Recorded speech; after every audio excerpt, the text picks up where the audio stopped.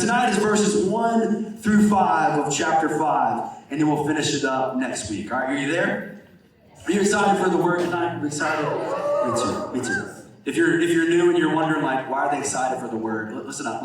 If you're new and you're like, why are they excited for the word? It's because we really believe this, that this word is living, that's enduring, that it has something to say to us tonight, right? So when we open it and we get into it, we're excited to hear from it. And so we're excited tonight. All right, so let's read verse 1 through 5, then we'll pray, and we'll get rolling. This is Peter, right, to that chosen exiles, and he says this. So I exhort the elders among you, as a fellow elder and a witness of the sufferings of Christ, as well as a partaker in the glory that is going to be revealed. Shepherd the flock of God that is among you, exercising oversight, not under compulsion, but willingly, as God would have you, not for shameful gain, but eagerly, not domineering over those in your charge, but being examples to the flock. And when the chief shepherd appears, you will receive the unfading crown of glory.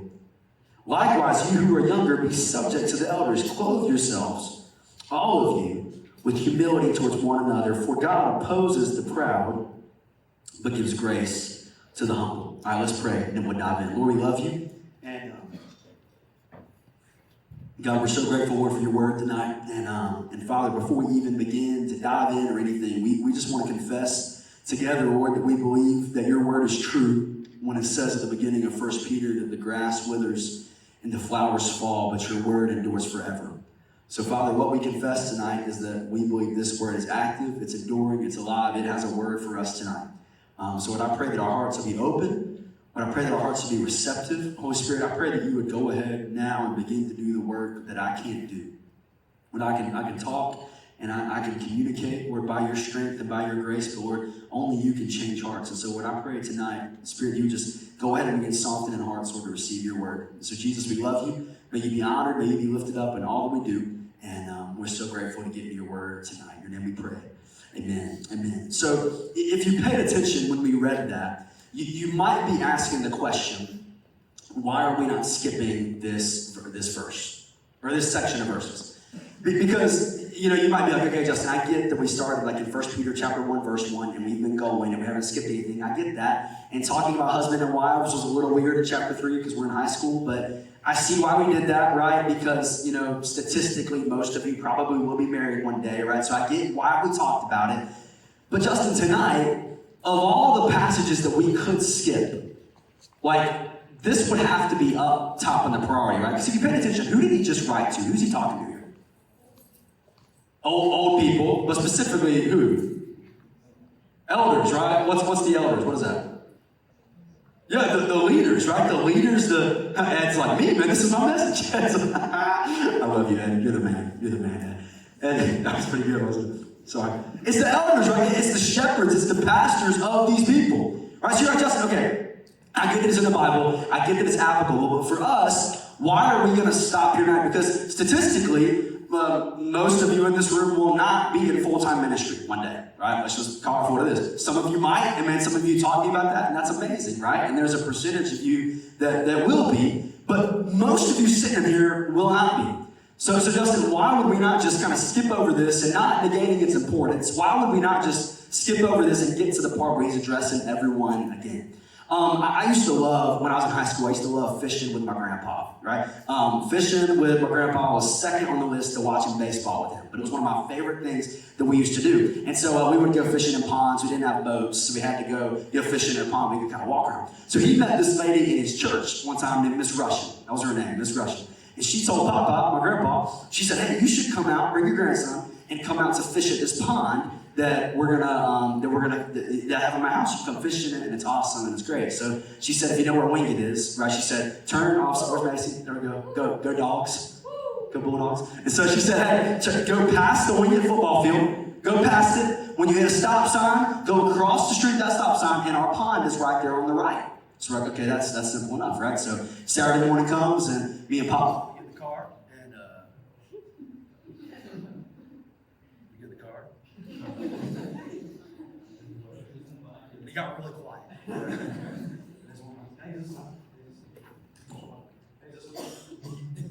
I know y'all can hear me, but I'll make sure the camera Check. Is this good? Huh? I'll use this. Is this fine? Yeah, it's got 4 bars. Sweet. So I feel like this is louder. Sorry. Can you turn it down just a little bit? Check 1, 2. Oh, you like it louder? Okay, sweet. So anyway, resume the story. I'm in the car, old Chevy truck, get it in your mind, right? We passed the football stadium, passed the stop sign, we stopped there. We don't run it like apparently Gabe did at 1 o'clock in the morning one night. We don't do that. And we drive through it, and the pond, sure enough, is right there on the right. And to call it a pond is generous. I mean, it's like a big puddle. Probably the surface area probably could have fit amongst these chairs, right? That's it. And I'm like, man, Miss Russian, that's really nice of you. But we're not coming back, right? So we fished for like an hour, and I think we caught like one thing, you know what I'm saying? But it's so, I could literally cast to the other side easily, right? It's so small. So we go back home like that was a bust, so that's okay, we had other places to go fish. So the next day I go to church, my grandpa goes to different church, and so he called me that afternoon, and he said, Justin, I think we went to the wrong pond. He said, I ran into Miss Russian at church, and she said, how'd you enjoy my pond? And he said, well, we were there, and he kind of described it, whatever. And she says, no, that's not my pond. So it's kind of creepy that we were fishing in a random guy's house for like an hour. And I never thought about that until I started thinking about this sermon. But she said, you crossed the stop sign, and she says, yeah, there's that pond right there. But if you go over the hill, my pond's there. So next Saturday comes, I go down to Wingate, get in the truck with my grandpa, we pass the football stadium, get to the stop sign, pass the stop sign, we pass the puddle of a pond, right? Less than a half mile up the road. Mom, is it even a half mile? Like quarter mile. We top this hill, and this pond on the right, y'all. How many of y'all like to fish here? You like to fish? Yeah. Oh, wow. You know those ponds you see when you're just like, man, if I was a bass, I would hang out there. You know those places? Like, if I was a fish, that's where I'd go. I mean, I'm telling you. It was like it was taken off of a postcard. I mean, it was beautiful, it was awesome, and I proceeded in my life to catch a ton of fish there. Ready? But listen, I almost missed out on something. Because I didn't know what I was looking for. Right? Like, and here's the thing though, I kind of knew what I was looking for. Like, I knew I was looking for a pond, right? So I was in the right ballpark. I knew what I was looking for kind of in general, but specifically I didn't. So me and my dad and my grandpa, we almost missed out on something incredible because we settled for something less because we did not know what we were searching for. Here's why I think tonight's important, okay? Because chances are, I just said statistically, most of you will not become pastors, and that is true. But statistically, almost all of you will experience life in some other area other than Indian Trail, North Carolina at some point, right? Whether that's college for 4 years, whether that's you get a job and you move, whether that's your family moves, something. You will experience life apart from Indian Trail, North Carolina, and specifically for us tonight, you will experience life where there's not a First Baptist Church of Indian Trail present, right? So right now, maybe for you, like where you go to church is not even something that you think on. Because my family's been going here for years, right? This is just what we do, or this is who invited me here, and I've been coming here for a couple months, and I like it. So for you, it's not even a thought to think through, but there's gonna come a time when you get to a place in college, you get to a place when you move, and you're gonna have to make the decision, because guess what? Whether you're here, or South Carolina, or across the country, or wherever, you are never called to disengage from the local church. You hear me? So there's no such thing as a Lone Ranger Christian in the Bible, right? You're called to plug into the church everywhere. So wherever you move, wherever life takes you, man, I pray that you would invest in a local body of Christ. So that's non-negotiable. So then as I'm seeking to where am I going to plug in, where am I going to invest myself, you need to know what God has called you to look for and what God has called a pastor to be, so that when you start looking at churches and you start going to places and determine where would you have me invest, you want to invest in a place that's going to be beneficial for you and not settle for something that's kind of like that smaller pond, right? Because you might be looking for the right thing, but you don't really know what you're looking for. So tonight, the question we're going to answer is, man, what should I look for? What should I look for in a pastor? Well, what should I look for in a shepherd over me? That's what we're going to look at. And so I hope that's not boring to y'all, because I think this is so important. So important, especially, I mean, I hate to single out upperclassmen, but especially for upperclassmen, because, bro, this is coming for you quick, right? But even you as freshmen and sophomores in here, this is coming. And if you don't talk about this stuff now, then what happens is I've seen so many people go off to college and there's no understanding of where am I going? Where should I get plugged in? Nothing like that, okay? So that's the question we're going to answer tonight. I was blessed so much by this week because I'm studying it and felt like Peter's kind of talking to me, right? But I was kind of intimidated too. I was kind of intimidated because do you remember how last week ended when he's talking about how judgment is going to come to the house of God? You remember this a little bit? Does that ring a bell? So he's probably thinking of Ezekiel chapter 9 there. We didn't go into this last week, but he's probably thinking of Ezekiel chapter 9 when he's writing this. And you know what he says? Is that yes, judgment is coming to the house of God. And do you know where the judgment starts in the house of God?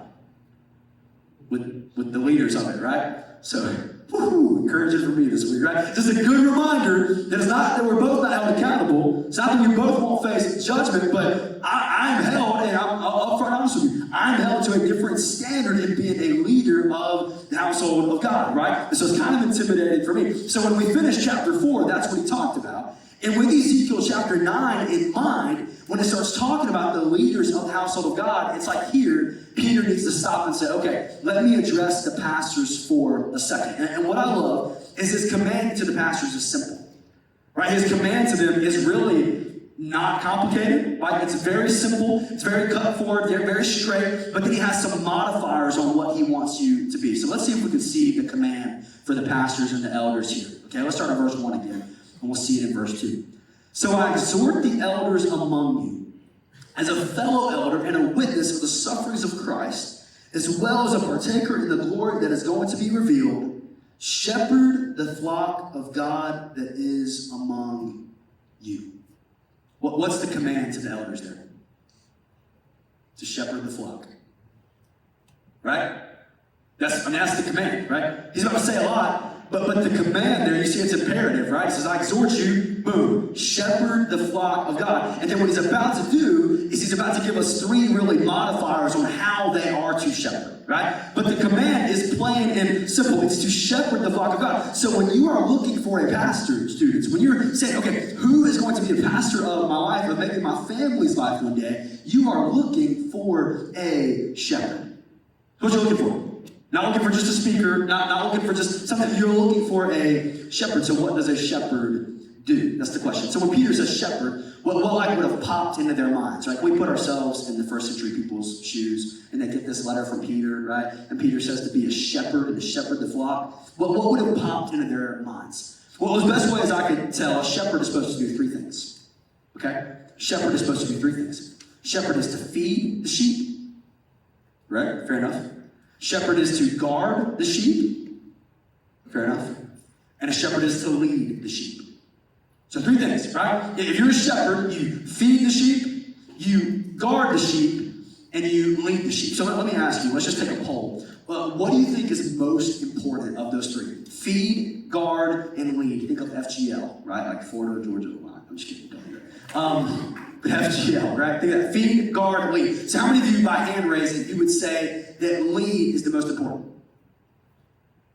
Okay? How many of you would say guard is the most important? Okay. How many of you say feed is right? Gotcha. I gotta be honest with you. I was gonna say there's no wrong answers, but I think there is like one right answer, right?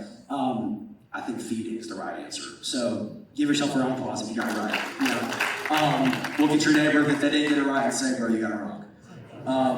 But God's grace is really good. Amen. Okay. So listen. Here's why I say that. Because listen, if I'm a shepherd, I can guard my sheep day in and day out from wolves. I can guard them day in and day out, but guess what? I can fend off 100 wolves, but if I never put food in that sheep's mouth, guess what's going to happen to the sheep?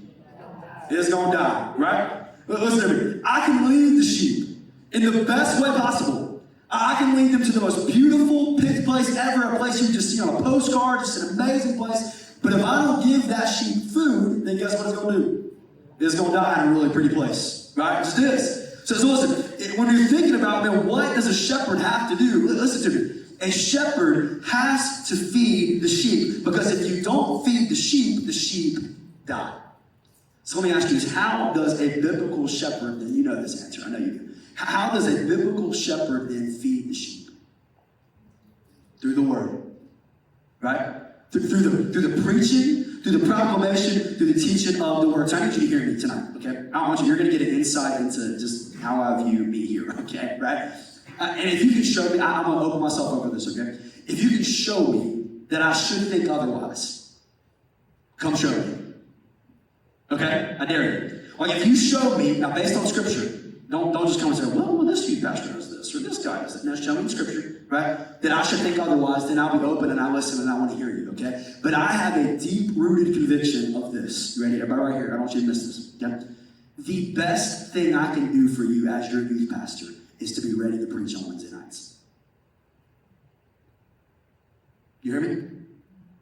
Like the best thing I can do for you is to not get up here with just some kind of cookie cutter sermon, right? Just something that's weak, that's kind of mostly theologically accurate, but it's just kind of whatever, right? The best thing I can do week in and week out is step up here on Wednesday nights ready to deliver God's word to you. Now listen, I'm not saying the other stuff's not important, right? Like don't hear me when I say that. Like you're like, Justin, so you just like sit there and prepare sermons like all day long? No, that's not what I do, right? But listen, I'm not saying that's not I'm not saying there's not other important things, but I love meeting up with several of you like we do in the mornings. I love going to see YCI. Where's Kat? I love it. What up? Are you the only one here? Yeah, what up?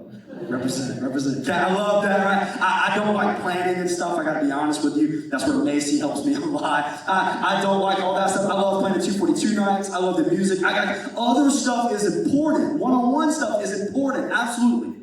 But the best thing I can do for you, did you hear me? The best thing I can do for you is that every Wednesday night I step up and man, I'm ready to accurately deliver God's word. It's the best thing I can do for you. And I think Peter would agree with me. Like, I think he would, right? I love Acts chapter 6. If you're taking notes, Acts chapter 6. Acts chapter 6 verse 2 is one of the funniest chapters in the Bible to me.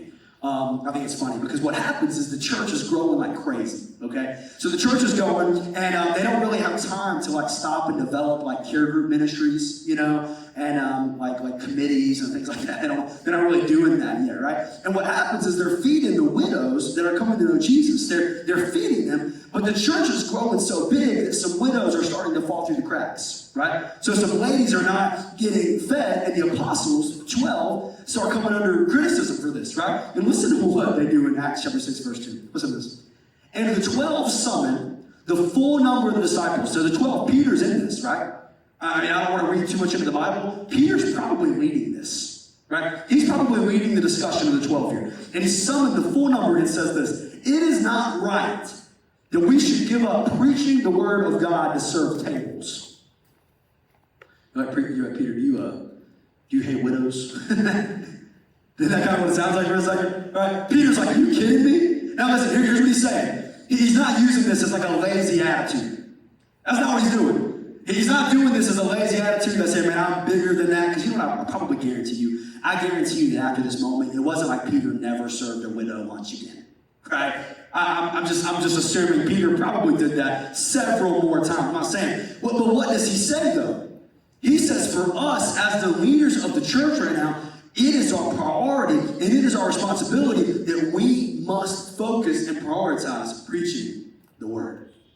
So we need to delegate some other stuff because for us, that's got to be the priority. What about Paul when he's writing to Timothy, right? Paul's writing to Timothy in 2 Timothy, and it's one of the last letters that Paul writes. And so literally, get this in your head, right? Paul's about to die.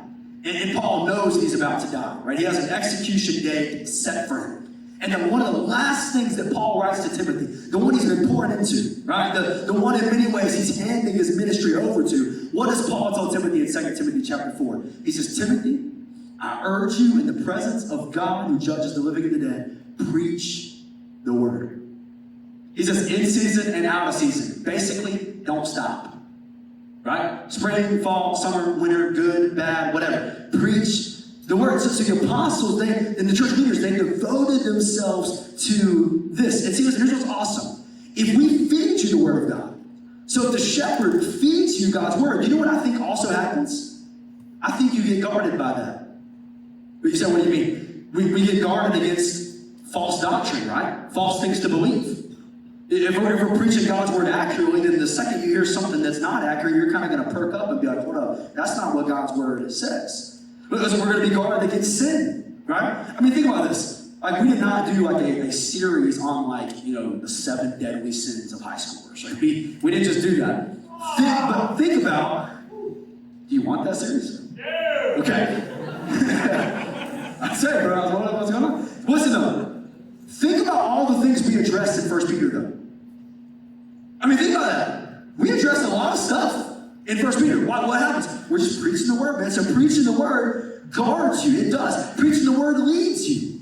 Right? Preaching the word will lead us. It'll give us direction. It'll give us direction of where to go. We're talking about sharing our faith. Talking about living a life that's separated out in difference by the gospel. Right? So preaching the word, feeding encompasses all these things of guarding and leading. Does that make sense?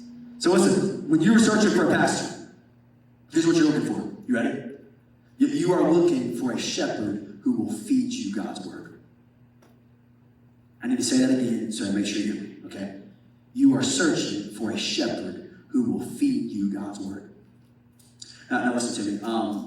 Well, before I go there, let me say, I really do think Peter would amen me. That would be awesome, by the way. That would be so cool. But what does Jesus tell Peter in John chapter 21?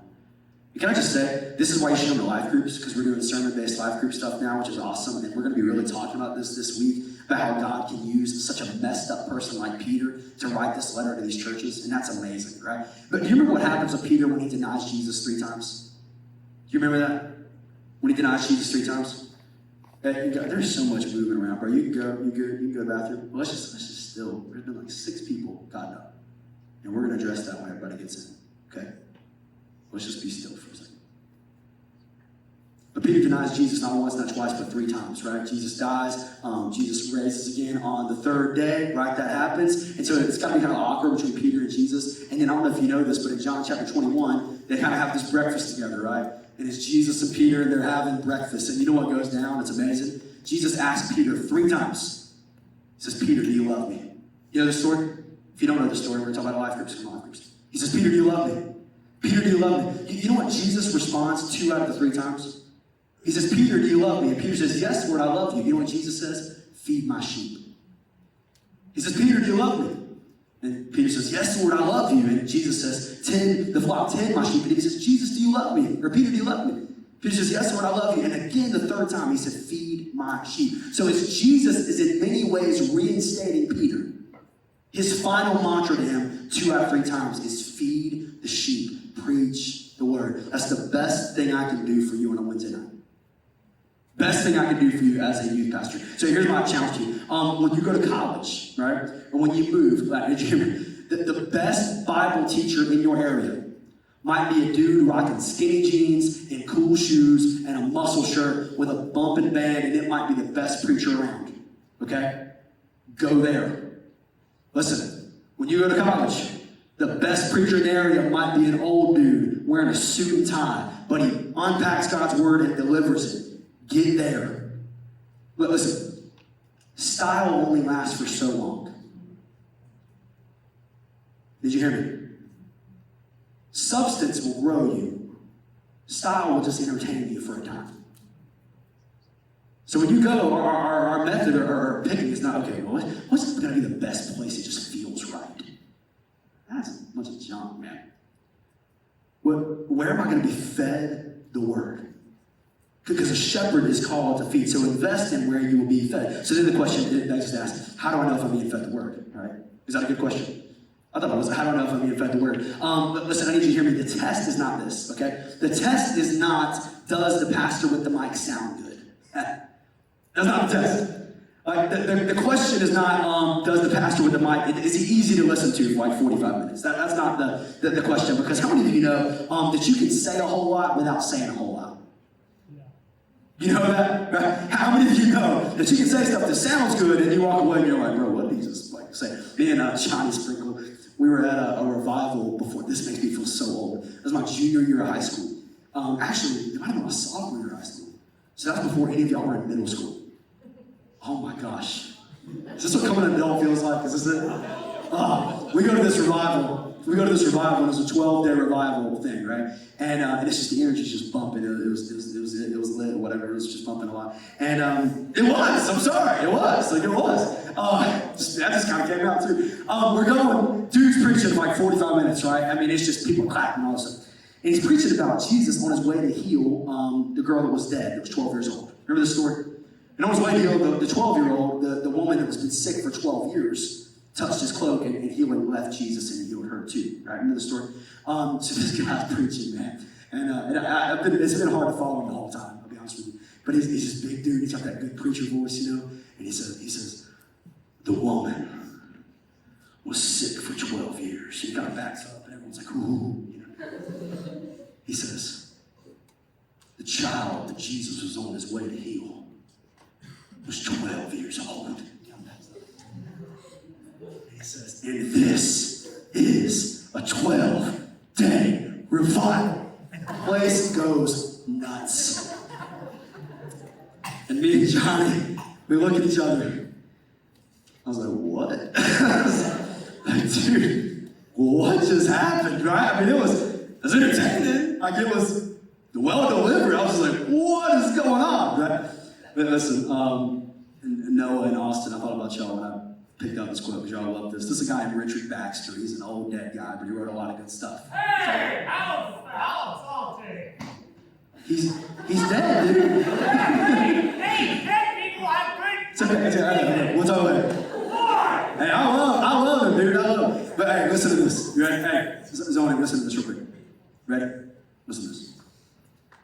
Of all preaching in the world, I hate that preaching which tendeth to make the hearers laugh, or to move their mind with tickling levity, and affect them as stage players used to do, instead of affecting them with a holy reverence of the name of God. I don't think he's saying you can't laugh in a sermon. Like, we laugh. I love that we laugh, man. Like, I love that. I don't think he's saying that you can't deliver it in a way that's like, oh, that's easy to listen to. I don't think he's saying those things. But students, I need you to hear me. Listen to me. I need you to hear me. My goal for you on Wednesday night is not that you walk out of here and be like, that was really entertaining. You hear me? Listen, there's much better speakers than me you can go listen to. It's not my goal. Our goal in what we do is not to walk out, but that was really fun. I hope you have fun here. That's not our goal. I'm telling you, Sun Valley Cinema can give you a way better show for 2 hours than we can give you. You with me? That's not our goal, right? And it's to preach the word. I don't need man's ideas. There's a great book section at Target for that. There's great TED Talks on YouTube about anxiety, depression, self-image, all that. You can find whatever you want for 15-minute TED Talks. When we come in here and when you are searching for a pastor, that's not what you need. You need someone who will get up and say, man, thus saith the Lord.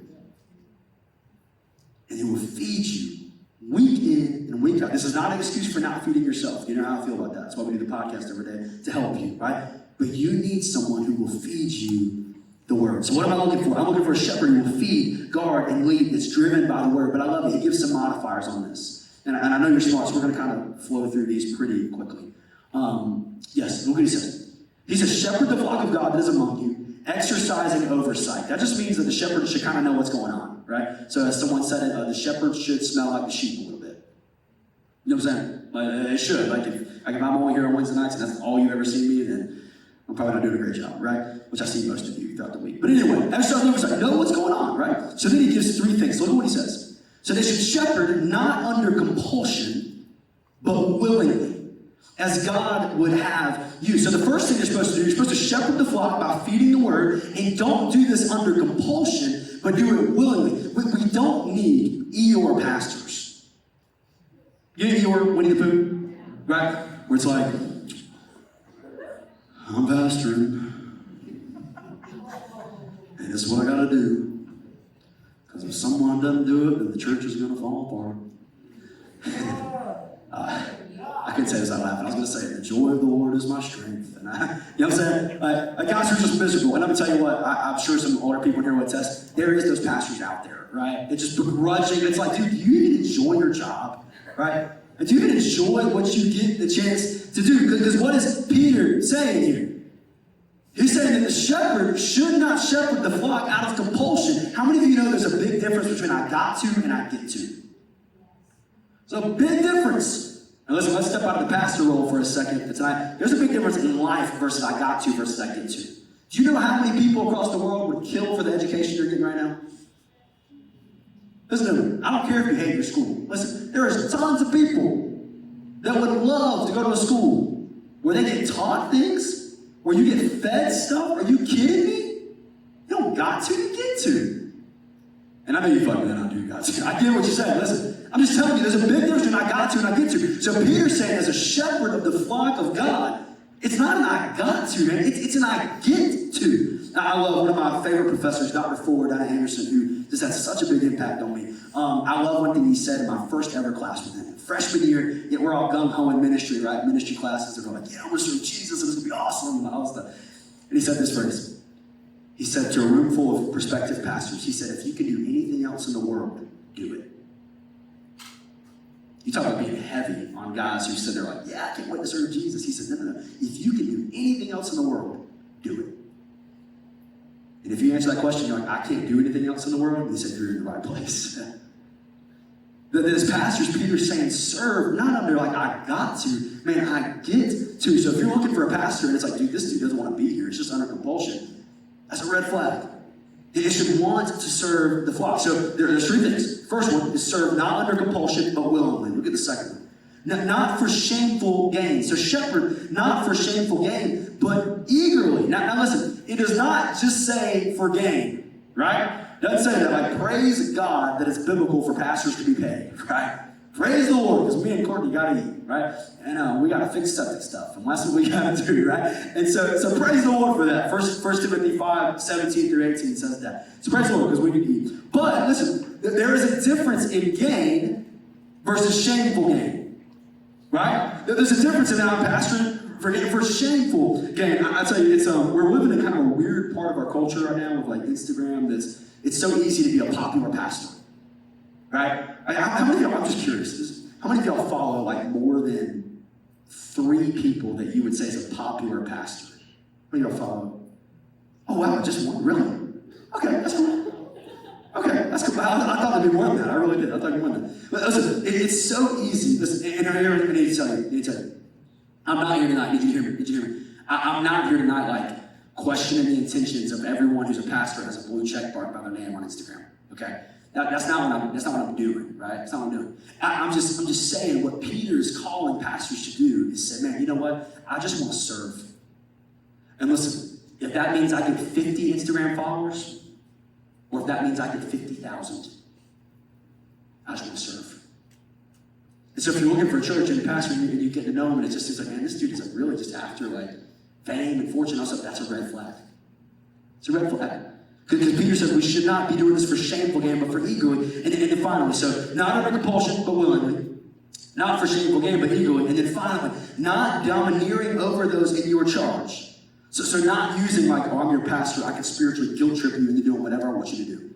Right? Not that. Not I'm the spiritual authority over you, so I'm going to make you do stuff. Now listen, I do believe in pastoral authority. We're going to talk to that in just a second, right? But it's not that this club that they use over you. But what does he say? He says, but being examples to the flock. Listen, it's hard for me to tell you to do something if I won't show you how to do that something. Right? I can imagine this past week, right? We did 242.9, and we talked about being expressive in worship, right? We talked about singing to the Lord and rejoicing. Well, Sunday morning at 8 a.m., I was at our blended service, and we started singing Chainbreaker, right? And it's got the choir vibe, it's got everything way different from what we do on a Wednesday night, vibe-wise, right? Like, what if I was like, I don't really like the style of this. I don't know, we're singing about Jesus, like breaking chains and Jesus doing stuff, but I'm just going to... How crappy would that be? Right? Listen, if I want to encourage you to say, man, no matter the style, no matter whatever, if you're singing things that are true, get jacked up about that. I mean, if you're singing Jesus as a chain breaker like opera, I don't even know what that would sound like, but you're singing truth, man, Like, so at least get someone excited. So listen, if I encourage you to do something, but I won't do it, bro, this is what I've learned. I've learned this a little bit. Good preaching will only get you so far. Right? Like, you can come in and you can be a great preacher for like 3 or 4 months, right? People are like, oh my gosh, that dude's just amazing. That dude's so good. But if you don't live out anything that you preach, how long do you think people are going to listen to you? Right, bro, if I was a jerk to you all the time, I wouldn't listen to me either, right? Just wouldn't. And so cool, Peter's leading by example here. Do you see what he did in verse 1? He said, I exhort the elders among you as a fellow elder. You see what he did? He said, guys, I'm not over you, I'm with you. You know how crazy it would have been for a pastor in Asia Minor to hear Peter the apostle say, I'm a fellow elder with you? It's crazy, right? But Peter is leading by example here. So this is important because just because a person has a master's degree does not mean they're qualified. Just because a person is a great orator and can speak and can hold the attention of a room or can sing really wonderfully does not mean they're qualified and is someone you should sit under. Peter says, that's great, you can teach well, but you need to live well. Not saying to be perfect, but just live well, be examples to the flock. So the command is to shepherd. The command is to shepherd, and you do that willingly, eagerly, and as examples. And I love what Peter's about to point us to in verse 4, because look what he says. And when the chief shepherd appears, this is stop right here. So you're shepherds, right? He's talking to the pastor and elders. You're to be a shepherd, but when the chief shepherd appears, I'm a shepherd over you right now. You get that? Like if you call the point your home for student ministry, you call First Baptist City Trail your home. Listen. I'm a shepherd, a pastor over you. But listen, I ain't the chief shepherd. You get it? I ain't the chief shepherd. Listen, so here's what you do, because there is something that concerns me sometimes in like modern church culture today. Listen, it is sometimes when you're at a place or at a church and they glorify and honor their pastor almost to a point that it's uncomfortable. You know what I'm saying? Listen, I need you to hear me. I'm not calling other places, I'm not calling other people. I'm just saying, because listen, I do think we should show honor. I do think we should show respect. Like, man, when Preacher Mike celebrated 35 years last year, that's stinking incredible. And if we don't acknowledge that, then like I think we're dishonoring him. Right? So I'm not saying there's not honor. I'm not saying there's not respect. I'm not saying there's not support. I just need you to hear me. Listen right here. Listen right here. I'm not the big deal. You hear me? I am not the big deal. I point you to the one who's the big deal. But I'm not the big deal at all. See, I'm a temporary shepherd over you, but my role is to point you to the eternal shepherd of your soul, which 1 Peter already talked about in chapter 2, verse 25. Okay, can I tell you one of the saddest, most frustrating things for me in talking with people who have left the church? You know, people who have left the church, family, friends, stuff. Then one of the saddest ones is when they tell me, this might be one of the most common answers I hear. Is that, man, I had a pastor one time, and the pastor got caught in some money issues, or the pastor got caught in adultery or something. Something happened. And man, I just left, and I just can't trust the church anymore. Because I was going in the pastors, I just can't trust it anymore. Listen, I need you to hear me. I get that temporary shepherds screw up. You hear me? Temporary shepherds are not perfect people.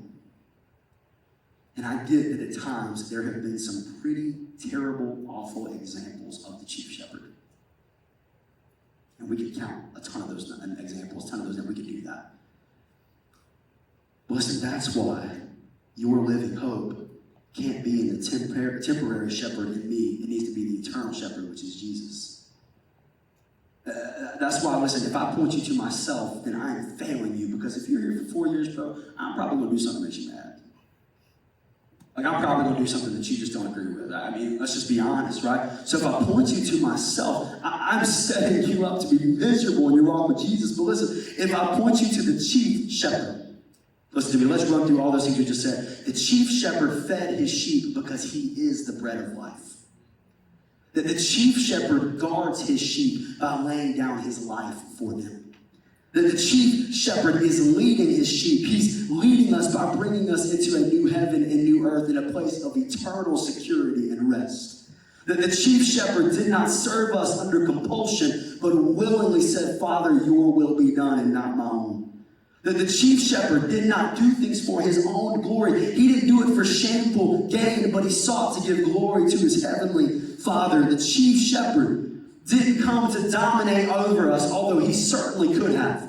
But he came in the weakest form possible. He took on flesh as a baby. And he washed his disciples' feet. He hung bloody on a cross. He came to serve. See, temporary shepherds will screw up, students, but the chief shepherd, my living hope, he's got a pretty good track record. And temporary shepherds might screw up, but we are pointing to the chief shepherd who never, ever does. I love this.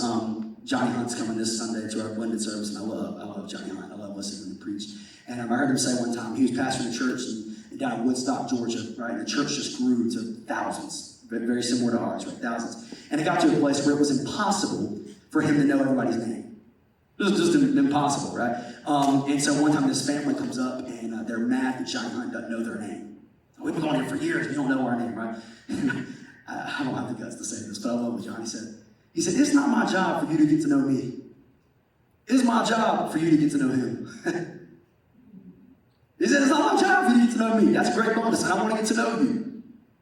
But it's my job for you to get to know him. That's why I know I'm partial to the point, obviously, to our name. I get that.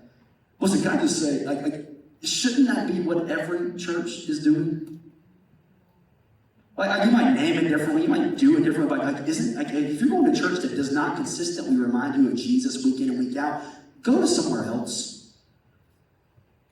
Anybody remember that? You're saying, Justin, when you said preach the word, well, guess what? Jesus says in John 1, chapter 1, or John says about Jesus, he is the word. So if you preach the word, you're eventually going to run up to Jesus. Right?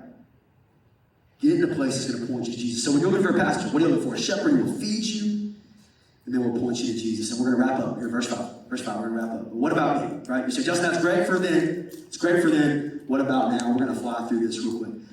Verse 5, look what it says. Likewise, you who are younger, be subject to the elders.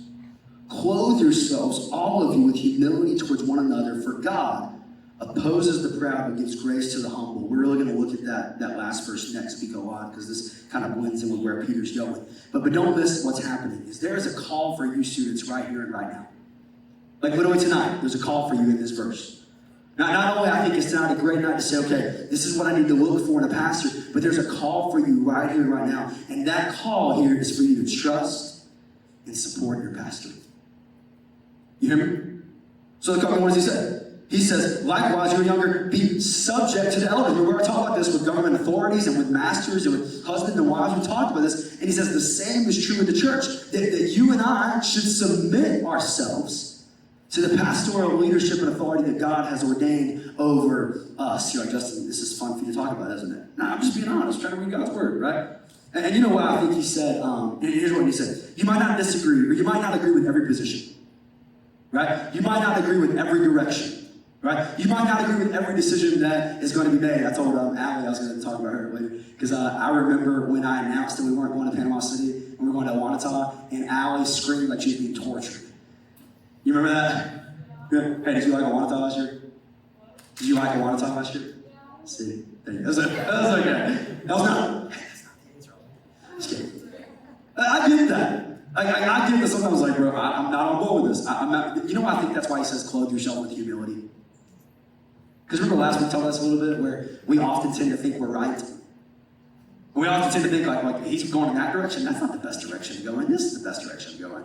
That's what we tend to think. But if we clothe ourselves with humility, because let me just be honest with you, most people that are older than you know more than you. Most people who are older than you know more than you. I remember last year we announced the point, right? And Preacher Mike came in that night. And he sat back there in the back corner. I remember preaching from Colossians 1. And by that point, I was preaching like this, right? I was preaching. And he came up to me the next day in my office. He just commended me on the service. And it was awesome. It was great, all this stuff. And he said, but one thing I'm going to tell you. He said, you need to lose the baseball hat. And in my head, I'm like, dude, no. I'm Justin Kinley. I wear a baseball hat. That's who I am. Sunday mornings, it drives me crazy that I can't wear one. That's who I am. But I'm like, yeah, okay, well, yeah, I'm just nodding my head. He said, the reason why is he said, preaching, so much of preaching happens with your eyes.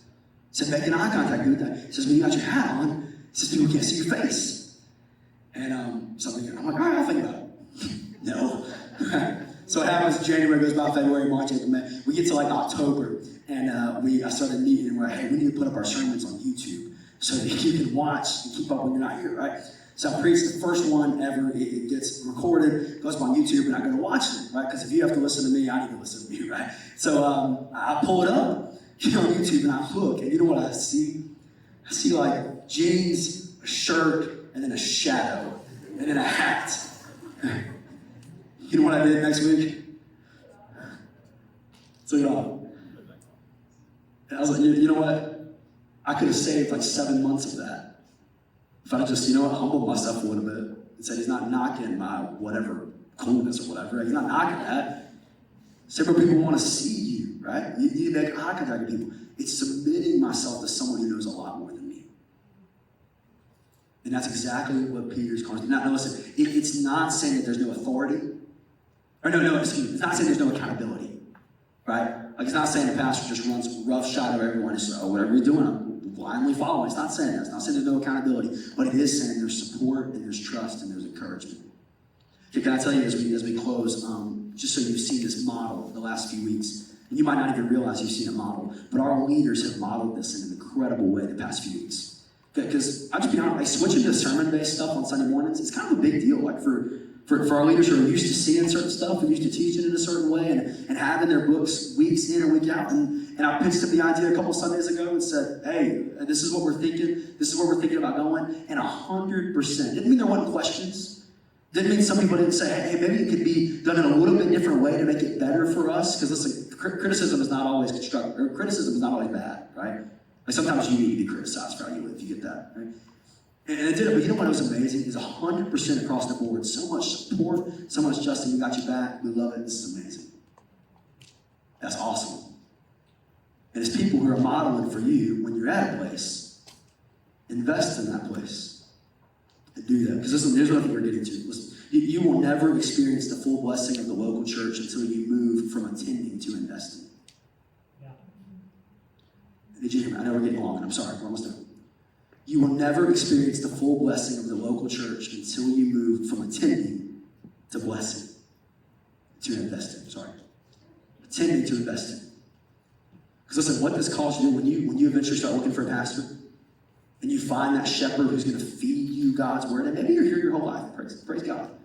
But most of you are probably going to move somewhere else, go to different places. Listen, as you're searching for that pastor, and you find that one who's going to feed you the word, don't just attend. Invest and support the ministry. Because if you never move from attending to investing, you will never experience the full blessing that the local church can be in your life. You with me? So for now, invest here. Shameless plug. Do what the word calls you to. Encourage your life group leaders. And just be straight. Encourage me. Right? Invest. Support. And when you leave, look for a shepherd who will feed you and point you to Jesus. You with me?